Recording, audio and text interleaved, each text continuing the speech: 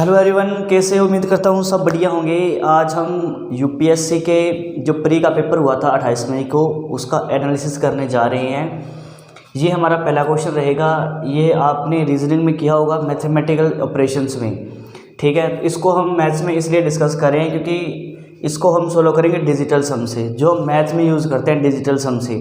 तो डिजिटल सम से क्या होता है कि जो क्वेश्चन है वो काफ़ी ईजी सोल्व हो जाता है, ठीक है। तो देखो डिजिटल सम से कैसे करेंगे, आपको पता है कि डिजिटल सम में हम क्या करते हैं, 9 को हटाते जाते हैं, क्योंकि 9 की डिविजिबिलिटी पे काम करता है डिजिटल सम। तो 9 हट गया, बच क्या गया 7 और 1 8, तो 8 आ रहा है, ठीक है भाई। यहाँ पे 9 हट गया, 1 और 1 2, 2 और 3 5 आ रहा है, ठीक है भाई। यहाँ पे देखो 7 और 2 9 हट गया, बच क्या गया 1 और 1 2, 2 और 1 3, 3 और 1 4, 4 आना चाहिए। तो 3 और 1 4, तो मतलब कि ये भी सेटिस्फाई कर रहा है, ठीक है। तो जो यहाँ पे जो आंसर आएगा वो देखो क्या आएगा, 5 और 4 9, ये कैंसिल हो गया। बच क्या गया 3 और 2 5, 5 और 1 6। तो इसका जो डिजिटल सम आ रहा है वो कितना आ रहा है, 6 आ रहा है। तो आपका ए ऑप्शन हो जाएगा 6। तो ये काफ़ी इजी क्वेश्चन था, सिर्फ डिजिटल सम से हो गया। अब हम करते हैं नेक्स्ट क्वेश्चन। देखो भी स्टूडेंट्स, अब हम करते हैं नेक्स्ट क्वेश्चन। क्या कह रहे हैं कि let x be a possible integer such that 7x plus 96 is divisible by x, how many possible value of x are possible. तो ये कह रहे हैं कि एक्सप्रेशन है हमारा क्या, 7x प्लस 96, ये नंबर किससे डिविजिबल है अभी, x से। ये किससे डिविजिबल है, x से। तो हमें क्या करना है, x की पॉसिबल वैल्यू बतानी है। पॉसिबल वैल्यू, इसे कितनी पॉसिबल वैल्यू है, पॉसिबल वैल्यूज, ठीक है भाई, कितनी पॉसिबल वैल्यू है। तो आपको पता है कि 7x प्लस 96 है वो x से डिवाइड हो रहा है, ठीक है। तो आपको पता है कि 7 का एक मल्टीपल पड़ा है x, तो ये जो x है वो 7x को तो डिवाइड कर ही देगा, क्यों, क्योंकि इसका एक मल्टीपल है x। तो x से x कैंसिल हो जाएगा, तो यहाँ रिमाइंडर कितना आ जाएगा 0, ठीक है। बात बनेगी तब जब ये x 96 को डिवाइड कर दे। तो x की वो वैल्यू लेनी है जो 96 को एग्जैक्ट डिवाइड कर दे। इसका मतलब हमें 96 के क्या लेने हैं, फैक्टर लेने हैं। तो कौन कौन डिवाइड करेगा, 96 को 1 कर देगा, 2 कर देगा, 3 कर देगा, 4 कर देगा, 6 कर देगा, 8 कर देगा, 12 डिवाइड कर देगा भाई, ठीक है ना। चेक करें ना, डिवाइड करेगा नहीं करेगा, 16 कर देगा, 24 कर देगा, 32 कर देगा, 48 कर देगा और 96 कर देगा। मतलब ऐसे कुछ नंबर्स होंगे जो 96 को पूरे पूरे भाग कर रहे होंगे। तो कितने नंबर है अभी, 1 2 3 4 5 6 7 8 9 10 11 12। तो 12 फैक्टर्स हैं 96 के, जो 96 को क्या करेंगे, एग्जैक्ट डिवाइड करेंगे, ठीक है। अगर पेपर में दिक्कत आ रही थी आपको कि नंबर को चेक करना है कि इसको कौन कौन डिवाइड कर रहा है, ठीक है, तो हम ऐसे भी निकाल सकते थे कि नंबर ऑफ फैक्टर निकाल सकते थे 96 के। क्या निकाल सकते थे, नंबर ऑफ फैक्टर, क्योंकि हमें ये तो बताना नहीं है कि 96 को डिवाइड 12 कर रहा है कि नहीं करा, 24 कर रहा है कि नहीं करा। हमें मेन मतलब ये है कि 96 को डिवाइड करने वाले ऑल फैक्टर्स लेने हैं कि 96 को कौन कौन डिवाइड कर रहा है। तो हम नंबर ऑफ फैक्टर भी निकाल सकते थे। क्या निकाल सकते थे, नंबर ऑफ फैक्टर्स। तो नंबर ऑफ फैक्टर निकालने का क्या मतलब होता है अभी, आपने क्या करना है, 96 को प्राइम फैक्टराइजेशन में तोड़ना है। किस में तोड़ना है, प्राइम फैक्टराइजेशन में। जैसे हम इसको ऐसे लिख सकते थे, क्या लिख सकते हैं अभी, 32 3 96, ठीक है ना, क्योंकि प्राइम फैक्टराइजेशन है, जैसे 32 है, 32 है 2 की पावर 5 और 3 की पावर 1 है ना। तो हम इसको इस तरह से लिख सकती हैं। अगर नहीं समझ लग रही तो इसको ऐसे फैक्टराइज भी कर सकते हो आप। 96 को 2 पे चलाया, कितना आ गया 48, फिर 2 पे चलाया, कितना आ गया 24, फिर 2 पे चलाया 12, फिर 2 पे चलाया 6, फिर 2 पे चलाया 3, फिर 3 पे चलाया 1। तो 2 की पावर कितनी, 1 2 3 4 5, 2 की पावर 5 गुणा 3 की पावर 1। तो नंबर ऑफ फैक्टर निकालने हैं आपने। तो क्या करना है, जो पावर है उसमें 1 जोड़ दो भाई, जो पावर है प्राइम नंबर की उसमें 1 जोड़ दो, 1 में 1 जोड़ा और उनको कर दो गुणा, ठीक है अभी। जो पावर है उसमें 1 जोड़ दो और जो आ गया रिजल्ट उसको गुणा कर दो, 5 और 1 6, 1 और 1 2, तो 6 दूनी 12। मतलब टोटल नंबर ऑफ फैक्टर कितने हैं, 12। तो आपने 12 पे क्या कर देना है, टिक कर देना है अभी, ठीक है। तो ये क्वेश्चन था, काफ़ी इजी क्वेश्चन था। उम्मीद करता हूँ कि आपको समझ लग रहा है। अब हम बढ़ते हैं नेक्स्ट क्वेश्चन पे। देखो भी स्टूडेंट्स, अब हम बढ़ते हैं थर्ड क्वेश्चन पे। क्या कह रहा है कि if a number is formed by writing 9 for 99 times, what is the reminder if n is divided by 13। एकदम इजी क्वेश्चन है ये, एकदम इजी। कुछ क्वेश्चन तो जमा आसान पूछ रखे हैं और कुछ क्वेश्चन की लैंग्वेज काफ़ी लेवल की है।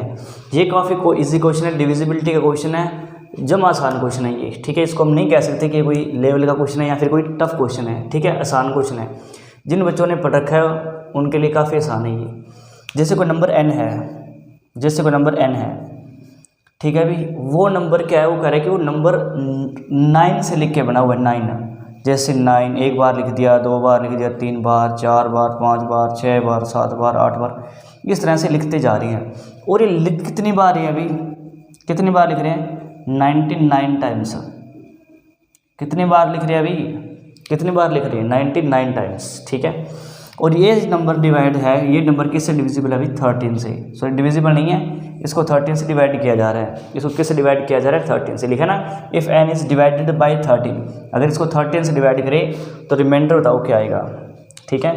तो आपको पता है कि भाई अगर 6 अंकों की संख्या, अगर 6 अंकों की संख्या रिपीट हो जाए भाई 1 2 3 4 5 6, तो ऐसी संख्या हमेशा 7 11 13 से पूरी भाग होती है। अगर कोई भी डिजिट है वो 6 बार रिपीट हो जाए तो हमेशा किससे भाग होती है, 7 11 13 से। तो मतलब इसके अगर पहले 6 डिजिट की बात करें, 1 2 3 4, 1 2 3 4 5 6, तो जो पहले 6 डिजिट है ये 13 से एग्जैक्ट डिवाइड होंगे, जो पहले के 6 डिजिट हैं वो 13 से एग्जैक्ट डिवाइड होंगे। ऐसे ही जो आने वाले अगले 6 डिजिट हैं वो भी 13 से क्या होंगे, एग्जैक्ट डिवाइड होंगे। इससे ही आगे आने वाले जो 6 डिजिट होंगे वो 13 से एग्जैक्ट डिवाइड होंगे। मतलब कि 6 डिजिट्स का जो पेयर बनेगा, 6 डिजिट्स का जो पेयर बनेगा वो हमेशा किससे डिवाइड होएगा, अभी 13 से डिवाइड हो रहा है। तो अब ये देख लो कि 9 को 99 टाइम्स लिख रहे हैं, तो बताओ कितने पेयर बन जाएंगे। तो आप हो, देखो हम बा करके देखते हैं 99 को 6 से, तो ये देखा तो 6 1 ज़ा 6, 9 में 6 गया 3, ऊपर से 9, 6 6 ज़ा 36, तो रिमाइंडर कितना बच रहा है भाई 3। अगर 99 में से 3 माइनस कर दें तो कितना आ जाएगा 96। मतलब कि 96 बार अगर आप इसको लिख रहे हो, अगर आप इसको 96 बार लिख रहे हो, मान लो यहीं पे कहीं पे मान लो यहाँ तक 96 टाइम्स है, कितने भी 96 टाइम्स, तो ये 96 टाइम्स तक 6 के पेयर बनेगा, 9 के 6 के क्या बनेंगे, पेयर बनेंगे। और 96 टाइम्स तक जो 13 है वो क्या कर देगा, इस नंबर को डिवाइड कर देगा। तो पीछे बच कितने जाएंगे भाई, 96 टाइम्स तो डिवाइड कर ही देगा, तो 97 98 और 99, मतलब 3 9 और बच जाएंगे। कितने 9 और बच जाएंगे, 3 9। तो देखिए 96 डिजिट तक तो डिवाइड कर ही देगा, तो 3 डिजिट बच गए, तो इसको डिवाइड करना है आपने, इसको डिवाइड कर दो भाई, 9 को 13 से डिवाइड है, तो अब बताए 13 7 कितना होता है 91, ठीक है भाई। तो यहाँ रिमाइंडर आ गया 8, फिर ऊपर से है 9, ठीक है। तो आप बताए 13 6 कितना होता है 78, 13 7 91, तो ये आ गया 13 6 78। तो देखो अभी 9 में से 8 गया 1, और 8 में से 7 गया 1, तो रिमाइंडर कितना बच गया अभी 11। तो ऐसे नंबर होगा, आप 13 से डिवाइड करो तो रिमाइंडर कितना बचेगा, 11 बचेगा। तो उम्मीद कर रहा हूँ ये क्वेश्चन आपको क्लियर हो गया होगा। बढ़ते हैं नेक्स्ट क्वेश्चन पे। देखो अभी स्टूडेंट, ये हमारा 4th क्वेश्चन। देखो स्टेटमेंट पढ़ो क्या कह रहे हैं कि if P Q R and S are distinct single digit positive numbers then what is the greatest possible value of P plus Q and R plus S.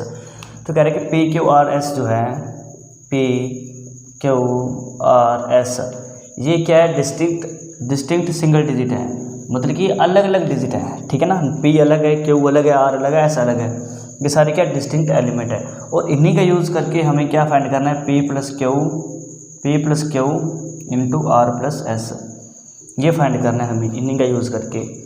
तो यहाँ पे देखो कि हमें क्या करना है, हमें ग्रेटेस्ट वैल्यू निकालना है। तो इनकी जो मैक्सिमम वैल्यू होगी वो मैक्सिमम लेनी पड़ेगी आपको, ठीक है। तो मैक्सिमम डिजिट क्या हो सकते हैं अभी, 9 8 7 और 6, मतलब ये ही डिजिट लेके हम इसकी मैक्सिमम वैल्यू निकाल सकते हैं। तो मतलब ये रखनी पड़ेगी। तो आप देखो कौन कौन सा सेटिस्फाई कर सकता है, 9 + 8 ये लिख लो, और यहाँ लिख दो अभी 7 + 6, भाई एक पेयर तो ये बन सकता है, ठीक है। और कौन सा पेयर बन सकता है अभी, 9 और 7 का, 9 + 7 और 6 + 8, भाई एक ये पेयर बन सकता है। और कौन सा बन सकता है, 9 के साथ 8 आ गया, 9 के साथ 7 आ गया, अब 9 के साथ 6 आ गया, 9 + 6 और बच क्या गया 7 + 8। तो ये 3 वैल्यू पॉसिबल है, ये 3 वैल्यू क्या है, पॉसिबल है। तो यहाँ पे अगर यहाँ देखोगे 8 और 9 कितना होता है भाई 17, और यहाँ पे 6 और 7 कितना होता है भाई 13, ठीक है भाई। यहाँ देखोगे तो 9 और 7 कितना होता है 15, गुणा 8 और 6 कितना होता है भाई 14, यहाँ पे 9 और 6 कितना होता है भाई 15, और 7 और 8 कितना होता है भाई 15। तो यहाँ पे 16 करो, कौन सी भी आपको मैक्सिमम वैल्यू देगी। तो जब इसको गुणा करने जा रहे हो तो आ जाएगा भाई कितना 17 3 कितना होता है 54, 4 5 कैरी, 17 कम 17, 17 और 5 22, 224। यहाँ पे आ जाओ भाई 15 गुना 14। तो इसकी भी ट्रिक होती है, अगर आप किसी दो लगातार नंबर को गुणा कर रहे हो तो छोटे नंबर का स्क्वायर कर दो और छोटा नंबर उसमें जोड़ दो। तो 6 और 4 10, 9 और 1 10 और 1 11, 1 और 1 2। तो यहाँ कितना आ गया भाई 210। ठीक है भाई। और 15 गुना 15 कितना हो जाएगा भाई 225। मतलब ये कुछ वैल्यू पॉसिबल्स है। आप देखो कौन सा इसमें मैच कर रहा है। ठीक है, 230 है, नहीं है। क्या 225 है? हाँ है। 224 भी है। तो मतलब मैक्सिमम वैल्यू इसमें क्या है फिर 225, ना 224 ना 221। तो इस क्वेश्चन का जो आंसर है वो क्या हो जाएगा भाई 225 हो जाएगा। तो उम्मीद करता हूँ कि क्वेश्चन क्लियर हो गया होगा आपको। बढ़ते हैं नेक्स्ट क्वेश्चन पे। देखो भी स्टूडेंट्स, ये पांचवा क्वेश्चन देखो ट्राई करके कैसे करेंगे। Each digit of a 9 digit number is 1, it is multiply by itself, what is the sum of the digits of the resulting number. क्या कह रहा है कि अगर 9 डिजिट का नंबर है, जो ईच डिजिट इज़ 1, मतलब एक एक डिजिट का, जैसे 1 2 3 4 5 6 7 8 9, इस तरह से, मतलब एक 9 डिजिट की संख्या है जो एक एक से बनी हुई है। वो कह रहे हैं कि इस नंबर को इसी नंबर से गुणा कर दे, इट सेल्फ मतलब इसी से गुणा कर दे, 1 2 3 4 5 6 7 8 9। तो बताओ भी क्या आंसर आएगा। सॉरी, आंसर नहीं आएगा। तो जब इन दोनों को गुणा करेंगे तो जो रिजल्ट आएगा, यहाँ पे जो भी नंबर आएगा, जो डिजिट आएगा, सॉरी जो नंबर आएगा, उनके डिजिट्स का सम बताना है। क्या कह रहा है कि what is the sum of the digits of the resulting number. जो भी रिजल्ट आएगा उसके डिजिट्स का सम बताना है। तो देखो पहले क्या तरीका है। एक तरीका तो ये है डिटेल करने का कि जब हम 11 को 11 से गुणा करते हैं तो कितना आता है अभी 1 2 1, मतलब कि 1 2 बार है तो गिनती को 2 बार लिखना है और फिर बेग चलना है 1। अगर मैं कहूँ 111 है, इसको गुणा करना है 111 से, तो कितने 1 है 3 1 है, तो 3 बार गुणा 3 तक लेके जाएंगे गिनती को, 1 2 3, फिर वापस पुट्ठी 2 1, इस तरह से। अगर 1 4 बार आ जाए 1 2 3 4 गुणा 1 2 3 4, तो गिनती को 4 तक लेके जाएंगे 1 2 3 4, फिर बेग चल जाएंगे 3 2 1, इस तरह से। ये कितनी बार है 9 बार है, मतलब 1 2 3 4 5 6 7 8 9, तो गुणा 1 2 3 4 5 6 7 8 9, तो गिनती कहाँ तक लेके जानी 9 तक। तो 1 2 3 4 5 6 7 8 9, फिर बेग चलना है, तो 8 7 6 5 4 3 2 1। तो आप इनका जोड़ करके देख लेना भी कितना आएगा। ठीक है, तो जब इनका जोड़ करोगे तो आज इनका जोड़ आ जाएगा 81। कितना आ जाएगा भी जोड़ आ जाएगा 81। ठीक है, कितना आ जाएगा जोड़ 81। पर आपने पेपर में इस तरह से नहीं करना था। ठीक है ना, आपने पेपर में इस तरह से नहीं करना था। क्यों नहीं करना था? तो अब डिजिटल सम देखो, इसका डिजिटल कितना आ रहा है 6 और 4 10, 10 का मतलब क्या होता है 1 और 0 1। ठीक है, 8 और 0 8, 8 और 1 9, और 1 और 0 1।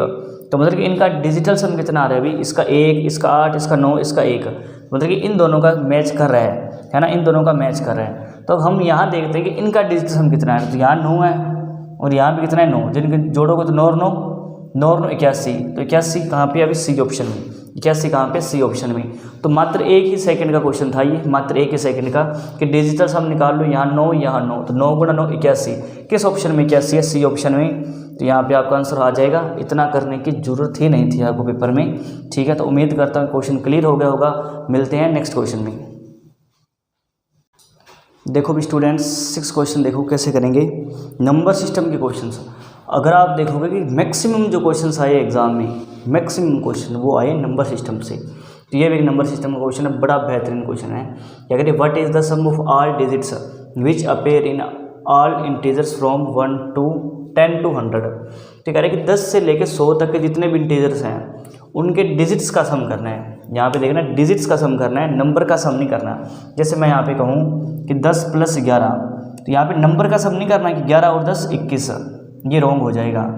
डिजिट्स का सम करना है, जैसे 1 और 0 1, 1 और 1 2, तो 2 और 1 3। तो इस तरह से आपने डिजिट्स का सम करना है, ना कि नंबर्स का सम करना है। ठीक है, तो कुछ बच्चे नंबर्स का सम करके उसके थ्रू एपी के थ्रू करने की कोशिश करते हैं कि एपी बना लेते हैं 10 से लेकर 99 तक और उस तरह से कर लेते हैं। ठीक है ना, उस तरह से नहीं करना। यहाँ पे डिजिट्स का सम करना है, ना कि नंबर्स का सम। ठीक है, तो ये चीज़ है। तो देखो भी कैसे करोगे। जैसे मैं कहूँ कि 10 है, पहले 10, फिर 11, फिर 12, फिर 13, फिर 14, अप टू कहाँ तक है अभी 19 तक। ठीक है, ऐसे यहाँ पे अगर आप देखोगे फिर क्या स्टार्ट हो जाएगा अभी 20, 21, 22, 23, अप टू भाई क्या हो जाएगा 29, कितना हो जाएगा 29, क्योंकि 10 से स्टार्ट करना है, 10 से 19, फिर 20 से 29, फिर ऐसे 30, 31, 32, अप टू कितना अभी 39 है। इस तरह से कंटिन्यू चलते गए 90 से लेके कहाँ तक भी 99 तक। तो हमें डिजिट का सम करना है, किसका सम करना है भी डिजिट्स का। तो आप यहाँ पे देख पा रहे हो कि 1 से लेके 9 तक डिजिट यहाँ भी है, 1 से लेके 9 डिजिट यहाँ भी है, 1 से लेके 9 डिजिट यहाँ भी है। तो इस तरह से आप ऐसे करो कि 1 से लेके 9 तक डिजिट्स है, इनका सम कर दो, मतलब 1 + 2 + 3 + अप टू कहाँ तक भी 9 तक। तो नेचुरल नंबर का सम करने का भी एक ट्रिक होती है कि कितने नंबर है 9, और एक उसके अगला ले लो 10 और बटा कर दो 2। ये ट्रिक होती है अभी एक नेचुरल नंबर स्टार्टिंग से 1 से लेके n टाइम्स तक है ना। इस तरह से अगर कोई n टाइम्स तक है natural number 1 + 2 + up to n times तक है, 1 से स्टार्ट होना चाहिए, तो n गुणा n + 1 अपॉन में 2, इस तरह से। तो यहाँ पे नंबर्स कितने 1 से स्टार्ट था 9 थे, गुणा कर दी, n में 1 जोड़ दिया, 10/2, तो ये घटिया कितने पे 5 पे, 9 × 5 = 45। मतलब ये हुआ कि 1 से लेकर 9 तक की संख्या का जोड़ कितना आ गया 45। तो ऐसे कितने लाइनें हैं अभी, एक लाइन ये, एक वाली, एक 2 वाली, एक 3 वाली, ऐसे कितनी लाइनें हैं अभी 9 तक है। तो 45 को 9 से गुणा कर दो, तो मतलब कि यूनिट प्लेस के सम आ जाएंगे, 10 से लेकर 90 तक के जो यूनिट प्लेस है ना उनका सम आ जाएगा। तो बताओ कितना अभी 9 × 5 = 45, 5 4 कैरी, 9 चौके 36, 36 और 4 40, तो 405। तो ये 405 निकल के आया है, ये ओनली फॉर यूनिट प्लेस का निकल गया है सारों का, 10 का, 20 का, 30, 40, 50, 60, 70, 80, 90। ठीक है अभी क्लियर है, इतनी बात है 405। अब देखो आप ये देखो कि अब बच गया क्या 1 2, ये लाइन बच गई 1 2 2 3 3 4 4 अप टू 9 9। तो मतलब कि एक जो कितनी बार जुड़ रहा है, तो आप बताए 1 से लेकर 9 तक तो एक जुड़ रहा है, एक ये, तो एक जो है वो 10 बार जुड़ रहा है, तो 10 से गुणा कर देंगे, प्लस ऐसे जो 2 है वो कितनी बार जुड़ रहा है 10 बार, तो गुणा कर देंगे 10 से। ऐसे अप टू 9 जो है वो कितनी बार जुड़ रहा है 10 बार, क्योंकि देखो ना 1 2 3 4 5 अप टू 9 तक कितने बार जुड़ जाएगा 10 बार। तो हर नंबर 10 10 बार जुड़ रहा है, तो यहाँ से अगर आप 10 कॉमन ले लेते हो तो ये बच गया 1 + 2 + 3 + 4 + 5 + 6 + 7 + 8 + 9, ये बच गया। और इनका जोड़ हमने अभी निकाला है, तो इनका जोड़ कितना आया था 45, और गुणा किससे करें अभी 10 से, तो 45 × 10 कितना होगा अभी 450। तो मतलब ये हुआ कि यूनिट प्लेस का सारों का जोड़ आ रहा है कितना 405, यूनिट प्लेस का जोड़ कितना आ रहा है 405। और जो ये है 1 1 2 2 3 3, इनका प्लेस कितना, इनका कितना जोड़ आ रहा है अभी 450, कितना आ रहा है 450, जोड़ कर दो अभी कितना आ गया 5 5 और 0 5 4 4 8 855 आ गया। पर आपने टिक नहीं करना 855 के ऊपर, क्यों नहीं करना, क्योंकि हमने निकाला है 100 से लेके कितने तक भाई 99 तक, और इसने पूछा है 100 तक। तो 100 में जो है डिजिट्स इनका जोड़ करोगे 1 + 0 + 1 0, तो कितना आ गया अभी 1 आ गया, हाँ कि ना, 1 और 0 1, 1 और 0 1, तो 100 में कितना 1 है, तो इसमें 1 जोड़ देंगे, तो 1, क्योंकि ये तो 99 तक है, तो 100 में 1 है, तो 855 में 1 जोड़ा तो 856। तो मतलब ये हुआ कि 10 से लेके 100 तक, 10 से लेके 100 तक के डिजिट्स का जो जोड़ है वो कितना आ गया 856 आ गया। बहुत ही बेहतरीन क्वेश्चन था ये, बहुत बढ़िया क्वेश्चन लगा मुझे। ठीक है कि काफ़ी डिटेल में इसमें आपसे कुछ चीज़ें पूछी है, तो बहुत बढ़िया लगा। ठीक है, एपी क्वेश्चन तो डायरेक्ट पूछ लेते हैं, ठीक है, अभी 10 से लेकर 100 तक बताओ संख्या का जोड़ कितना आएगा, पर यहाँ पे अंकों का जोड़ पूछ लिया, डिजिट्स का जोड़ पूछ लिया। ठीक है, तो काफ़ी बच्चे इसको गलत भी करके आए हैं, तो अब मुझे लग रहा है कि सारों को क्लियर हो गया होगा कि क्वेश्चन कैसे करना है। तो अब हम बढ़ते हैं नेक्स्ट क्वेश्चन पे। अगला क्वेश्चन देखो भी स्टूडेंट्स, नेक्स्ट क्वेश्चन है, आज हम यहाँ तक ही करेंगे, 7 क्वेश्चन ही डिस्कस करेंगे, बाकी के जो क्वेश्चंस हैं वो हम नेक्स्ट वीडियो में डिस्कस करेंगे। ठीक है, आज की क्लास का ही लास्ट क्वेश्चन है और डिविजिबिलिटी का क्वेश्चन है, बहुत ही बेहतरीन क्वेश्चन है। For any choice of value of x y and z is z if 6 digit number is the form of x y z is divisible by 7 11 only या 11 13 only, 7 13 only या 7 11 13, किससे divide होगा।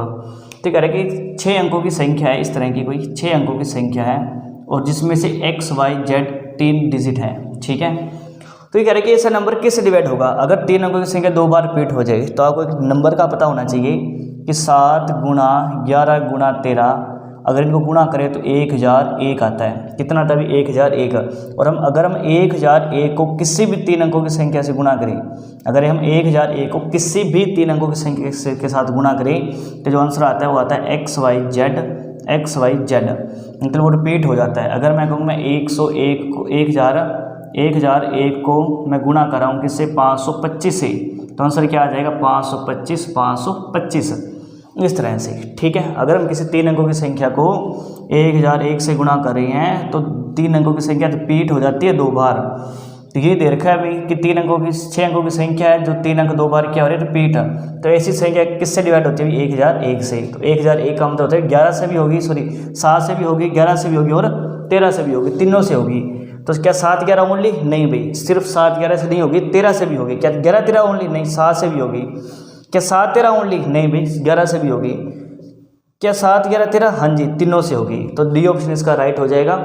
तो कई क्वेश्चन तो काफ़ी easy पूछे और कुछ क्वेश्चंस की लैंग्वेज काफ़ी टफ थी, ठीक है, जहाँ भी बच्चों को काफ़ी दिक्कत आ रही थी उस क्वेश्चन को सॉल्व करने में। तो आज हम इस लेक्चर में सिर्फ 7 क्वेश्चन ही रखते हैं।